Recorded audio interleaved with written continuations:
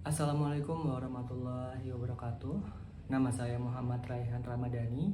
Di sini saya akan menjelaskan tugas terkait dengan aksi nyata topik 1, yaitu terkait dengan pembelajaran abad 21. Tujuan pembangunan berkelanjutan dalam pendidikan berkualitas. Pendidikan berkualitas bertujuan untuk memastikan pendidikan inklusif dan berkualitas serta mendorong kesempatan belajar sepanjang hayat bagi semua siswa. Hal ini sejalan dengan karakteristik pembelajaran abad 21 yang berfokus pada yang pertama, inklusif dan aksesibilitas. Pembelajaran dirancang agar dapat diakses oleh semua peserta didik tanpa memandang latar belakang baik ekonomi, sosial, atau kemampuan peserta didik. Yang kedua, keterlibatan global dan pemikiran kritis. Peserta didik dilatih untuk berpikir kritis dan memahami isu-isu global seperti keberlanjutan dan keadilan sosial. Yang ketiga adalah pembelajaran sepanjang hayat. Mendorong peserta didik untuk selalu belajar dan beradaptasi dengan perubahan, baik dalam konteks pendidikan formal maupun informal. Berikutnya adalah keterampilan peserta didik dan guru pada abad 21. Peserta didik dan guru pada abad 21 harus memiliki keterampilan yang relevan dengan era digital dan globalisasi. Keterampilan ini meliputi yang pertama, keterampilan berpikir kritis, kreativitas, komunikasi, dan kolaborasi.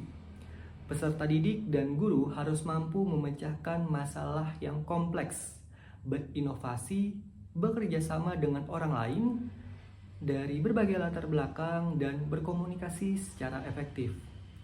Yang kedua, keterampilan digital dan literasi teknologi.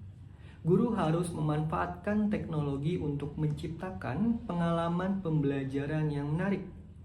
Sementara peserta didik harus terbiasa menggunakan alat-alat digital untuk belajar, berkolaborasi, dan berkreasi.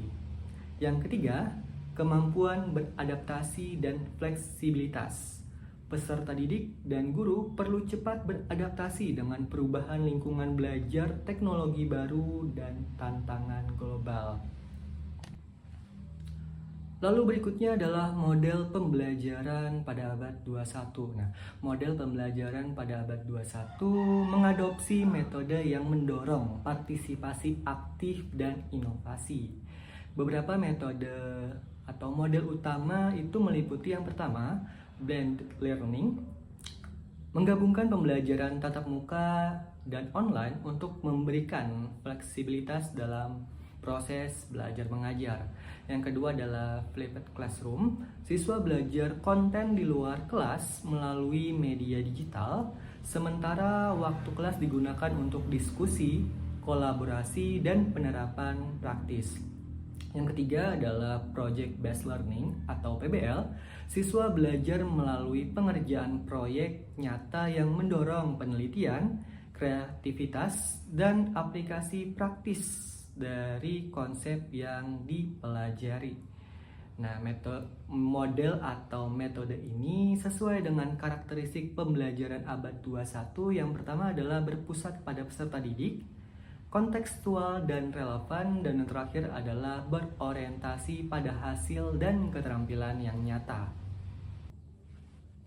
Lalu yang terakhir itu adalah hubungan dengan karakteristik pembelajaran abad 21.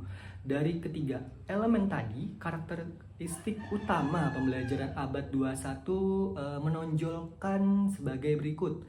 Yang pertama itu adalah pemanfaatan teknologi secara optimal. Guru dan peserta didik harus mahir menggunakan teknologi untuk mendukung pembelajaran yang interaktif dan adaptif. Lalu yang kedua adalah pembelajaran yang inklusif dan kolaboratif. Jadi di sini pembelajaran menyediakan lingkungan yang mendukung semua jenis peserta didik dengan berbagai latar belakang.